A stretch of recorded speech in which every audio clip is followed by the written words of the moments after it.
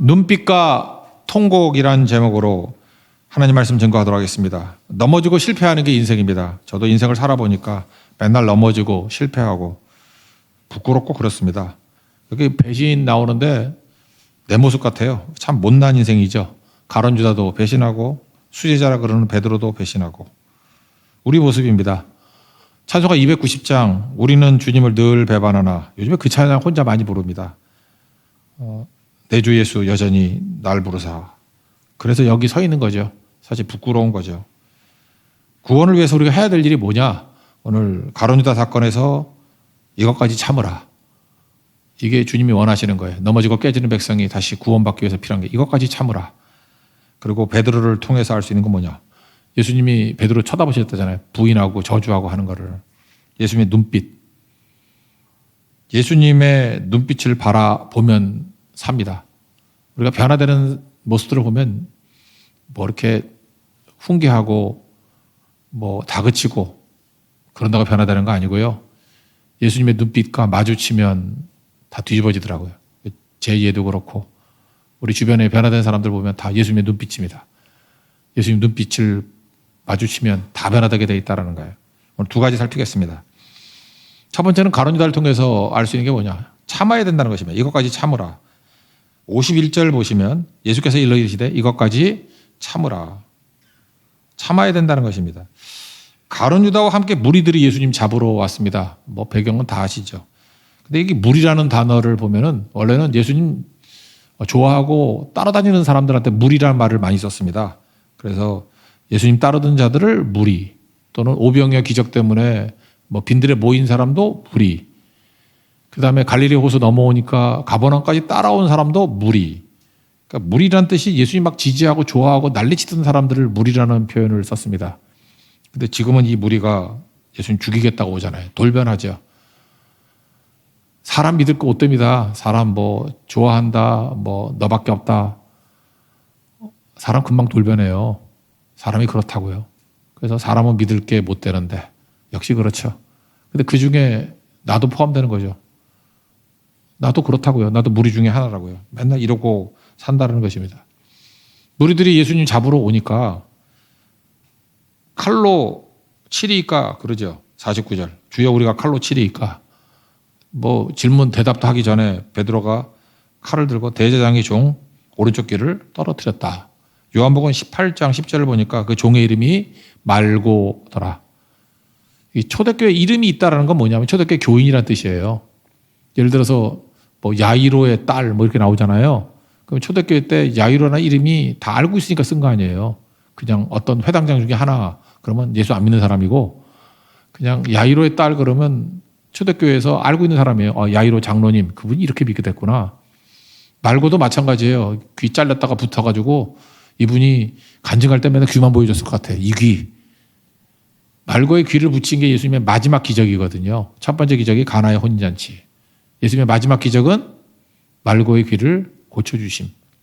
그러니까 말고는 자기의 회복이, 치유가 예수님의 마지막 기적이었고 그것이 메시지가 되더라는 것입니다. 하여튼 그래서 말고의 귀를 고쳐주시는 거 뭐 이런 거 나오죠. 여기서 예수님이 메시지가 이거예요. 우리 인생 가운데 하나님이 주신 건 다 좋은 거라 그랬죠. 하나님이 주신 은혜 좋은 거고 하나님이 주신 고난 그것도 크게 보면 은혜거든요. 하나님이 내게 필요하니까 주신 거잖아요. 그래서 신앙이란 건 뭐냐 하면은 주어진 조건을 사는 거예요. 그러니까 꼭 잊지 마십시오. 많은 사람들이 신앙이란 게 뭐냐 하면은 조건을 바꾸는 거라고 생각한다고. 그래서 신앙의 힘을 가지고 나쁜 조건인데 좋은 조건으로 싹 다 바꿔버릴 거야. 나 흙수저인데 금수저로 싹 바꿔버릴 거야. 조건을 바꿔서 뭐 하려고.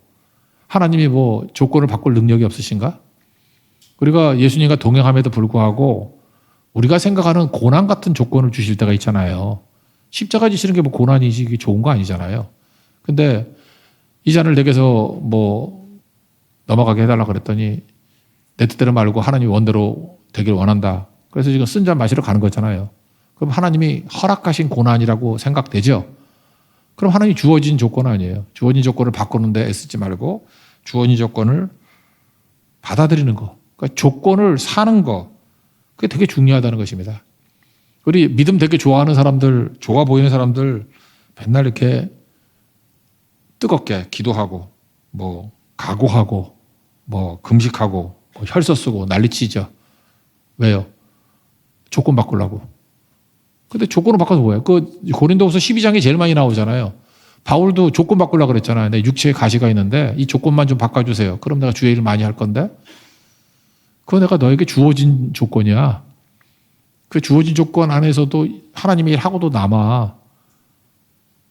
그러니까 우리는요, 조건 바꾸게 해달라고 뭐 기도하지 말란 얘기는 아닌데 여러 차례 기도한 게 있잖아요. 근데도 불구하고 이건 뭐 기도하고 좀 다른 것 같아. 영적 센스로 모르나 그거? 그렇게 센스가 없어요? 그러면 그 머리 놓고 기도하세요. 나 센스 좀 달라고. 이게 분명히 하나님이 주어진 조건이라는 게 느껴진다니까.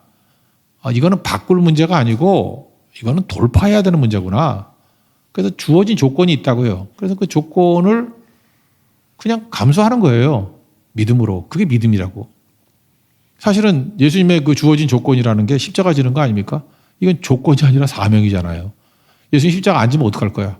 인류 구원이 안 되잖아요. 대속의 죽음이 안 되잖아요.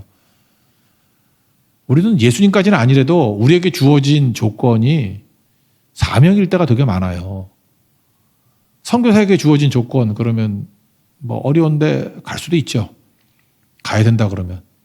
근데 만약에 선교사가 조건을 바꾸는데 애를 쓴다 그러면은 뭐 애들 학업 시키기 좋은데 뭐 이렇게 좋은 데만 찾다 보면 뭐 싱가포르 가야 되고 케냐 나이로비 가야 되고 나중에 선교 훈련에서 만났던 사람 10년 지나면 LA에서 다 만난다며 안식년 2번 지나면 LA에 다 모여 있대. 그 이유가 뭐죠? 조건을 받아들여야 되는데 조건을 바꾸는 것이 신앙이라고 생각을 해가지고 내가 잠깐만 선교사님들 욕하는 것 같아서 미안한데 우린 더하죠. 하나님께서 들어가서 그 조건을 감수해야 되거든. 조건을 살아야 되거든요. 조건을 사는 거예요. 그렇지 않으면 그거 바뀌는 게 뭐가 중요해. 제가 담임 목사인데 디자인 못 하겠어? 새벽 기도 담임 목사 안 하게 디자인하고 철학 기도도 안 하게 디자인하고 부격자 시키고 뭐 이렇게 짜면 되지 뭐. 그럼 조건 바꾸는 거 힘을 가지고 조건 바꾼다 그러면 할렐루야. 나는 이제 노년에 이제 늙어서 편안하게 목회할 수 있어. 그게 맞나? 그게 아니죠. 힘들어 죽겠습니다. 뭐 옛날보다 숨도 벅찹니다. 뭐 그럴 수 있죠. 체력도 떨어졌습니다. 그렇지만 조건을 살아야 되는 거 아니에요? 주어진 조건을. 하다가 죽어야 되는 거 아니야? 그거 하다가. 제가 지금 미쳤나? 내가 지금? 좀 정신 나간 같이 보여요? 그 조건을 사는 게 사명 아니에요? 사명. 그게 사명이지. 사명을 자꾸만 저버리는 것 같다가 자기는 조건을 바꾼다고 생각한다고. 좋아지는 거. 그건 아니죠. 조건을 살아야 됩니다. 현실을 살아야 됩니다. 여러분, 저도 안타까울 때도 있어요. 어떤 성도를 보면은 되게 힘들어. 조건이 힘들어. 그럴 때 옛날에는 조건 바꾸게 해달라고 기도를 많이 했는데 아니더라고. 그거 살아야 돼, 거기서 그냥. 뭐 예를 들어서 너무 좀 친절하지 않은 남편하고 사는 분이 있어. 그 조건 바꾸면 이혼해야 되잖아. 그래서 내가 보니까 사는 게 사명이야. 아직도 힘들어요, 되게. 근데 조금씩 변화돼. 근데 변화 안 되는 사람 더 많아. 이제는 한 달에 한 번은 교회 나와, 남편이. 뭐 그런 거.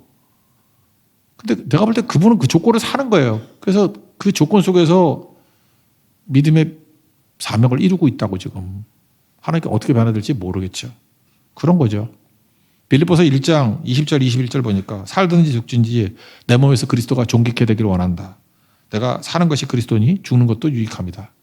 이게 뭔 뜻이에요? 살든지 죽든지 우린 내가 정하는 거 아니에요. 하나님이 살게 만드시면 사는 거고 죽게 만들면 죽는 거고 내 몸에서 그리스도가 존귀해지면 되는 거예요. 내 죽음을 통해서 예수님이 존귀해지면 되는 거고 나 삶을 통해서 예수님 존귀해지면 되는 거고 죽으면 안 될 줄 알죠. 잘 죽으세요. 그러면은 거기에 하나님의 가치와 복음을 다 담을 수 있어. 잘 죽어서 하나님의 복음과 가치를 다 담을 수 있는 거 그게 우리 크리스찬이에요. 살아도 돼요. 아마 죽도록 고생할걸. 그렇게 살면서 하나님의 가치를 또 담는 거야. 바울이 그러잖아요. 사나 죽으나 그리스도라고. 죽는 것도 유익하다고. 우리 크리스찬들이 그런 모습이라는 것입니다. 그래서 여러분들 일반적으로 볼 때 문제가 있어요. 그러면 기도하십시오. 뭐 그거 쓸데없는 고난 받으라 그런 뜻이 아니고 이건 영적 센스하고도 관계가 돼 있는데 내가 생각하는 주어진 조건이 그게 사명일 때가 있다니까요. 사명일 때는 그냥 뚫고 나가야지 뭘 그걸 바꿔달라고 그러면 안 되지. 그리고 뭐 대부분의 사람들이 주어진 조건이 사명 아니에요? 아니 뭐 성교지 좀 어려운 데 가면은 뭐 힘들지 않습니까? 그럼 그 사명이지 그걸. 그걸 맨날 그 좋은 조건 찾겠다고 어디가 편해 뭐 어디가 주차장 많이 있고 뭐 어디가 뭐 안락하고 거기 가면 내가 정들었고 그 뭔 소리 하는 거야? 주어진 조건을 사는 게 사명이라니까요. 그래서 사명이라 그러면 사는 길이든 죽는 길이든 하나님의 가치를 다 담을 수 있기 때문에 그 길 가겠습니다. 이것까지 참으라예요. 그런 인생을 사십시오. 두 번째는 주어진 조건을 잘 참으면요. 실력을 기르게 된다는 것입니다. 실력이라는 게 뭐예요? 그 어려운 여건을 이겨내는 게 실력이지. 뭐 안락한 거, 평탄한 거 그것만 사는 게 뭐 실력인가? 그건 아무나 다 하지. 그 온실 속의 화초지. 하나님께서 내가 약속한 거, 내가 계획한 거, 내가 목적한 길로 가라. 그거 쉽다고 말한 적 한 번도 없어요. 하나님이 언제 쉽다 그랬어? 그 길로 가라 그랬지? 가다 보면은 우리에게 실력이 길러지게 된다는 것입니다. 하나님께서 우리에게 자유의지를 줬어요. 진리를 알지니 진리가 너희를 자유케 하리라. 우리가 선택할 수 있거든. 선택하다 보면 우린 또 그래. 기도할 때도 저도 그런데 내가 요즘에 기도할 때 되게 치사하다는 걸 느꼈어. 나는 하여튼 인간은 그렇게 나쁜 놈이야. 하나님의 뜻을 가장해가지고 그냥 무책임하게 되려는 거야. 하나님 난 다 포기했습니다. 주님 뜻대로 주님이 알아서 인도해 주세요. 이런다고. 그 왜 그러냐 하면 책임 회피하려고. 내가 뭐 간다 그랬어. 주님이 끌고 간 거지. 책임 안 질라 그래. 책임이 너무 무겁거든. 주님이 알아서 하세요. 근데 하나님이 책임 안 지더라고. 뭐냐 하면은 내가 너한테 말씀도 주고 지혜도 주고 판단력도 줬는데 왜 나한테 떠넘기냐? 기도하고 판단해요. 분별력 있죠. 분별력이 있어야 실력이 길러지는 거 아니에요. 분별력. 여러분 분별력이라는 건 뭐냐 하면 옳은 길 가는 거예요. 더 선한 길 가는 거예요. 근데 분별력이 100%일 수는 없잖아 인간이. 그럼 약간 틀릴 때도 있어. 뭐 100가지 중에 뭐 두세 가지 틀릴 때도 있어. 그럼 틀리는 것도 하나님이 인도하시면 뭐 100%다 맞아야 되나? 분별력이 있어서 97%잘 가다가 3% 잘못 가면 그때 뭐라는 거죠? 수정 능력, 또 하나님 의지에서 돌파 능력. 우리가 뭐 잘못된 길 갔다고 뭐 다 죽어? 여러분 운전하다가 길 잃어버리면 뭐 다 집에 안 와? 뱅뱅 돌다가 오지. 그럴 때 그런 경험이 있을 때 실력이 느는 거 아니에요? 그래서 하나님께서 주어진 조건을 참으면 실력이 늡니다. 실력 있는 사람 되십시오. 맨날 징징대고 어린아이 같이 그런 생각하지 말고 뭐가 그렇게 두려워요? 저 험한 길 가면은 뭐 험한 데 가서 이길 수 있는 거고 그런 거죠. 얼굴 보니까 좀 불쌍하네요. 힘들어요. 힘들기는. 서로 위로해주고 격려해주고 갑시다. 우리 인생이 그러잖아요. 그래서 선택을 잘해야 돼요. 선택 잘하면은 좀 쓸데없는 시간 소모나 이런 건 없어. 그런데 100% 선택하는 사람은 아무도 없다니까요. 그러니까 일단 선택하세요. 그리고 분별력을 가지고 선택하면은 크리스찬인데 90% 이상은 분별력을 가져야지. 불신자라 그러면 하나님 말씀에 가치가 없으니까 세상에 욕심 갖고 결정하니까 그건 90% 잘못된 결정이고 그 사람은 뭐 죽어라 광야 헤맬 거야. 근데 우리 크리스찬도 그렇게 살면 안 되잖아요. 우리는 뒤집어서 90%는 분별력 가지고 제대로 가야지. 근데 우리는 안 넘어져요? 우리도 넘어져. 넘어지면은 두려워하지 마십시오. 그거 뚫고 나가다가 성령께서 도와주셔요. 우리를 위해서 기도해 주시고 천사를 보내주시고 그래서 실력이 는다니까. 그래서 주어진 조건을 사십시오. 그럼 실력이 늘어요. 되게 중요한 거겠죠. 주어진 조건 사는 거 쉽지 않아요. 그래서 에스겔서 16장 보면은 너는 피투성이라도 살아있으라. 이거 말 안 하려고 그러는데 해야 되겠어요. 너는 피투성이라도 살아있으라. 우리가 어떤 때 피투성이 될 때도 있어. 근데도 목숨은 살아있어요. 계속 그 길 가다 보면 진짜 엄청난 실력자가 될 수 있다고. 이것까지 참으라. 그런 뜻입니다. 그리고 세 번째 참을 때 이것까지 참으라 그럴 때 나타나는 현상이 뭐냐? 복음 전파가 된다는 것입니다. 여기 보세요. 뭐 칼 들고 설치고 예수님이 다른 성경에 보면은 내가 12군단이나 더 되는 천사를 보내서 전원들 싸그리 없앨 수 없는지 아느냐? 군단이라 그러면 레기온이라 그래서 6,000명이거든. 그 12군단이면은 72,000명 아니야. 그러니까 72,000이라는 거는 당시 군대로는 엄청난 거라고. 우리는 중국 옆에 살아가지고 맨날 뻥카들 옆에 살아가지고 우리 힘들어. 걔는 말끝하면 100만 대군 그러잖아. 100만 대군을 동원하기는 거의 불가능합니다. 왜 그러냐? 100만 대군이 이렇게 늘어서면은 앞에부터 뒤까지가 한 달이야. 줄 서면은. 그리고 그 사람들 먹여 살리려고 그러면은 10만 병이 먹여 살려야 돼, 병참을. 그래서 100만 대군은 동원할 수가 없습니다. 그냥 나누어서 100만이 가면 몰라도. 우리나라 국군 뭐 많을 때 60만이었잖아. 60만 다 모일 수 있어요? 어디서 다 모여? 그럼 아무것도 안 되지. 무슨 얘기냐면요. 로마 군단 7만 2천 명 그러면 12군단. 엄청난 군대예요. 엄청난 군대. 나라 하나를 싹 무너뜨릴 수 있는 군단이라고. 그래 예수님이 지금 엄청나게 많은 군대를 얘기하고 있는 거라고. 내가 힘이 없어 동원 못하는지 아냐? 그러면은 세상하고 다를 게 뭐가 있어? 하나님은 용서의 나라고 사랑의 나라고 치유하시는 분 아니에요. 그걸로 영혼이 건져지니? 교회도 마찬가지예요. 무슨 물량 공세하고 뭐 힘으로 뭐 한다고 전도가 되나? 여기 보세요. 오히려 용서하고 말고의 귀를 고쳐주고 그랬더니 초대교회 크리스찬이 됐다고 추정할 수 있잖아요. 말고가 예수 믿게 됐잖아요. 영혼 살리는 길은요. 힘으로도 안 되고 능으로도 안 됩니다. 칼로 되는 게 아니라는 거예요. 참을 때 된다는 것입니다. 말고의 길을 고쳐줬다. 그래서 교회는 이렇게 잡으러 온 원수까지도 사랑하고 용서하고 치유하고 그냥 복음에 집중하면은 이상해요. 사람들이 방어선이 무너져 내리고 주님 믿고 나오게 된다는 것입니다. 그래서 이 누가는요. 의사라서 그런지 모르지만 그 사복음서에 대제사장이 종 귀 친 거 다 나오거든요. 근데 마태, 마가, 요한복음에는 잘랐다까지만 나와. 근데 누가복음에만 갖다 붙였다가 나와요. 만약 누가복음이 없었으면은 말고가 자르고 끝났다. 근데 누가는 뭐라 그래요? 자르고 말고 아니고 붙였다 해요. 이게 다른 거죠. 치유의 하나님을 보여주고 있다는 것입니다. 또 누가복음에만 나오는 독특성이 뭔지 아십니까? 가상칠언이라고 하죠. 예수님 십자가에 달리셔가지고 말씀하신 게 7가지가 있다 그러는데 가상칠언의 첫 번째가 뭐냐? 23장 34절인데 아버지 저들의 죄를 사하여 주옵소서. 자기들이 하는 것을 알지 못해서 저럽니다. 누가복음에만 나와요. 첫 번째 가상칠언의 첫 번째. 그래서 누가복음의 시각은 뭐냐 하면은 예수님은 마지막까지 치유하시는 분이었고 잡으러 오는 자들까지도 용서하시는 분이었고 사랑으로 품어주시는 분이었다. 우리도 마찬가지입니다. 그럴 때만 영혼을 구할 수 있습니다. 복음 전파가 되고 영혼 구할 수 있다라는 거예요. NLT 영어 성경 보면요.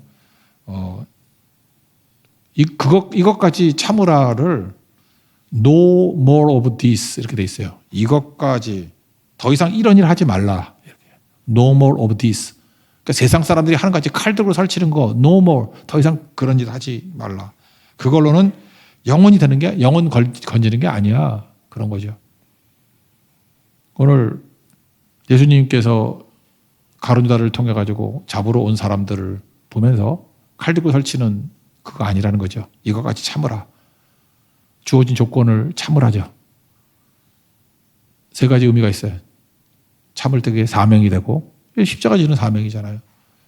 그것이 실력을 기르는 힘이 되고 참다가 보면 분별력도 생기고 분별력으로 다 안 되는 부분들은 하나님이 도우심을 통해서 오히려 영적 실력이 생긴다니까요. 참는 자에게 실력이 생겨요. 이거까지 참으라. 그리고 참을 때 말고 같은 사람 예수 믿게 되잖아요. 오히려 핍박자로 하여금 변화되는 거. 뭐 똑같은 게 스데반이 이거까지 참으라 참았잖아요. 그리고 똑같이 용서하고 기도하고 그 모습 보고 사울이 바울 된 거 아니에요? 다메섹도상에 변화가 된 것도 있지만 그때 봤잖아. 그 스데반의 모습을. 스데반의 설교를 들었잖아요. 우리도 이 길 걸어가야 됩니다. 예수님 말씀 듣고. 예수님 말씀이잖아요. 이것까지 참으라.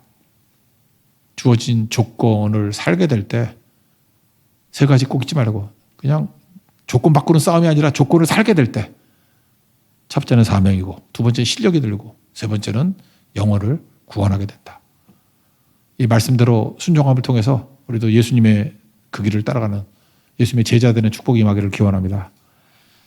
두 번째 베드로 배신인데 이건 눈빛인 것 같아요. 눈빛. 61절 보시면 주께서도 이렇게 베드로를 보시니 뭐 앞부분에 베드로 막 부인하는 거 나오잖아요. 근데 첫 번째는 뭐라 그러죠? 뭐 예수님 모른다. 일단 뭐 문제는 54절 보니까 멀찍이 따라간 게 문제지. 멀찍이 따라가는 거. 여러분 거리 두는 게 위험합니다. 그냥 딱 달라붙으면 제일 안전해요. 거리 두면은 다 넘어지게 돼 있다는 거예요. 처음에 들어갔더니 뭐 불 쬐고 있죠. 55절에. 불을 피우고 함께 앉아 있더라. 그랬더니 불을 쬐는 게 아닌데 이게 불빛에 얼굴이 비춰졌는가 봐. 그때 여정이 와가지고 56절에 나오죠. 이 사람도 그와 함께 있었느니라. 그랬더니 뭐라 그랬어요? 뭐 아니요. 이 여자애 내가 그를 알지 못한다. 뭐 이러다가 하여튼 요약하면 두 번째는 뭐 마태복음 같은 데 보니까 또 뭐 저 사람 맞다 그랬더니 맹세하고 부인하고 세 번째는 1시간쯤 지났거든요. 그때 뭐라고 저주하고 맹세하여 그러니까 부인 아니다 그러다가 나중에는 맹세까지 하고 부인하고 나중에 저주까지 하고 저주를 얼마나 크게 했는지 예수님이 들으셨는가 봐. 그래서 예수님하고 눈빛이 딱 마주쳤어. 저도 그랬거든요. 베드로같이 이렇게 예수님 부인하는 뭐 엉뚱한 짓 했어. 나는 이유가 그렇다고 생각해. 너무 두려워서 불안해서. 근데 저는 이런 경험이 있어요. 이렇게 막 하다가 돌아봤는데 예수님의 눈빛이었어. 너무 신비적이라 그러지 마. 진짜야. 예수님이 뭘 보시는 것 같아. 근데 순간에 예수님의 눈빛과 탁 마주쳤어. 그때 남자 잘 안 울잖아요. 그 눈에서 무슨 수도꼭지 붙들어 놓은 같이 눈물이 확 쏟아지면서 꼬꾸라졌어. 제가 그때 알았어요. 훈계, 뭐 질책 그런 것 통해서 사람이 변화되는 것보다도 예수님과 눈빛이 마주쳐야 돼. 그래서 내가 그거 실험해 보려고 그래. 아까 몇 명한테 눈을 볼 때 안 쳐다봐. 한국 사람은 눈 절대 안 쳐다봐. 막 눈을 위로 까질 않나, 뭐 흘게 보질 않나. 나는 그게 한번 실험을 해주겠어요. 내가 사람끼리라도 눈과 눈이 마주치면서 한 5초라도 쳐다볼 수 있는가. 사기 치는 사람은 눈을 못 쳐다보죠. 눈을 보면은 거짓말이 진실이 드러나니까. 그래서 뭘 말을 할 때 눈 쳐다보고 하는 게 되게 중요한 것 같아. 눈은 못 속이는 것 같아. 그래서 눈이 동태눈깔 그러잖아. 눈이 흐린 사람이 영도 흐리고 기도해 보세요. 오늘 기도하고 나갈 때 꼭 한 세 사람 정도 눈을 쳐다보라고. 영적으로 충만한 사람은 눈이 반짝반짝 빛나요. 눈을 쳐다보면서 빠질 것 같아. 너무 풍요로움이 있어가지고 그 영혼의 깊이에 빠질 것 같은 느낌이 들고. 그래서 예수 믿는 사람들은 눈빛이 변하다는 게 꼭 필요하다라는 것입니다. 예수 믿는 눈빛은 어떤 눈빛이었겠어요? 저주하고 뭐 조롱하고 그런 눈빛이 아니라 불쌍히 여기는 눈빛이겠죠. 그 눈빛이 얼마나 강렬했는지 그 61절 보세요. 주께서도 이렇게 베드로를 보시니 그 눈빛 보고 주의 말씀 곧 오늘 다 굴기 전에 내가 3번 나를 부인하리라 하심이 생각났다. 그래서 나가서 통곡했다. 진짜 이 말씀이 맞더라니까요. 예수님 눈빛을 보는 그 순간에 통곡이 나오더라니까요. 나의 실패한 모습. 근데 그 예수님의 그 눈빛은요, 사랑한다라는 것이었고, 불쌍히 여긴다는 눈빛이었어요. 빨리 돌아오라는 눈빛이었고, 회개하라는 눈빛이었고, 보혈의 피를 의지해서 씻으라는 눈빛이었고, 그 동방정교 있죠? 그 그리스 정교라 그러나? 거기 가면은 우리 교회는 없지만 앞에 알파 오메가 많이 해놓고 십자가 있죠? 한국에는. 그래서 이게 말씀사에서 잘 만들어야 돼. 맨날 그렇게만 만드니까. 근데 거기에 눈이 하나가 있어, 눈. 하나님의 눈이래. 그 인터넷 같은 데 한번 찾아봐야 돼. 오늘 안 찾아봤는데 있을 거야. 동방정교 이 강대상 보면 눈이 하나 있어, 눈. 하나님의 눈이래. 그래서 우리도 강대상에 눈 하나, 근데 징그러워 좀. 일단 내가 보니까. 눈. 하나님의 눈빛 앞에 서 있으면은 통곡이 나와요. 예수님이 보고 계신다는 거. 근데 저는 인생 가운데 순간순간 그랬던 것 같아요. 내가 외식하고, 위선하고, 주를 떠나고, 혼자 너무 놀라가지고, 무서워서, 두려워서, 뻘짓하고 있을 때, 돌아보니까 예수님이 쳐다보고 계시는 거야. 소스라치게 놀라고 통곡이 나오더라고. 그래서 제가 살았던 경험이 있어요. 사람도 마찬가지입니다. 어떤 깨끗한 영혼을 만나면은 자기 자신의 더러움이 드러나기 때문에 실망하게 돼 있어. 나는 사람의 그 위력 뭐 그런 걸 너무 높이 평가하고 싶진 않지만 성령의 사람 만나면요. 더러움으로 사는 사람이 자기 더러움이 너무 드러나기 때문에 괴로워하면서 고꾸라질 때가 있다고. 우리 성도들이 그런 모습으로 섰으면 좋겠습니다. 제가 오늘 성소로라는 찬양이 갑자기 생각나더라고요. 옛날 건데. 옛날에 제가 그 대전에 뭐 군인들 그 단체로 뭐 세례 주는 거 있지 않습니까? 제가 계룡대 뭐 이런 데 자주 갔었는데 저는 세례식에는 자주 간 적이 없어요. 그때 세례하면서 저는 뭐 몇 명 안 했어요. 세례 몇 명 안 하는데 그냥 간단하게 세례하는데 제가 알기로는 문신한 형제는 군대 못 가는 걸로 알고 있었는데 문신하면 군대 못 가죠. 근데 그 엉터리더라고. 문신한 사람이 있더라고. 군인인데 문신이 있어. 막 용이 꿈틀거려. 근데 갑자기 그 형제 제가 이제 세례를 줘야 되는 상황이었는데 갈라디아 2장 20절이 생각났어요. 내가 사는 것이 그리스도니 하는 거 있죠. NIBC.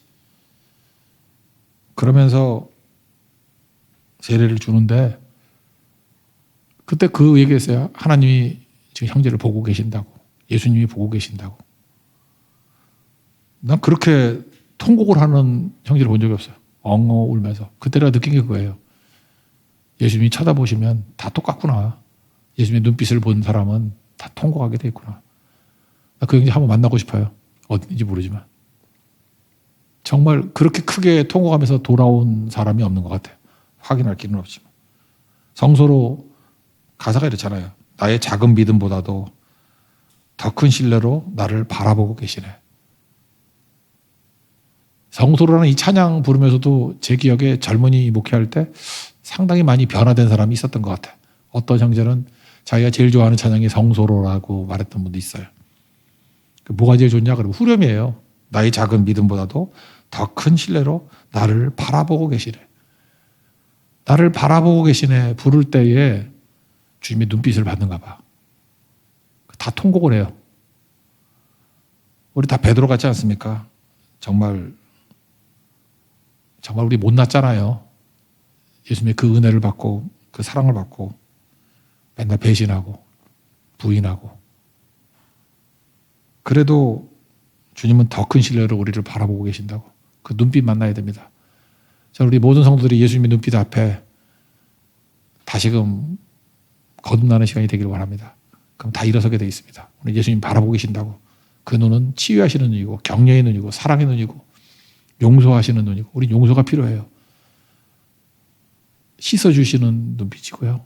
우리를 건져주고 구원해주는 눈빛이고 우리에게 힘주시는 눈빛이라고. 우리 질병을 고쳐주는 눈빛이라고. 그 예수님의 눈빛 그 바라보고 일어설 수 있는 하나님 정되기를 축원합니다. 자리에서 일어나겠습니다. 성소로 우리 한번 찬양합시다. 성소로.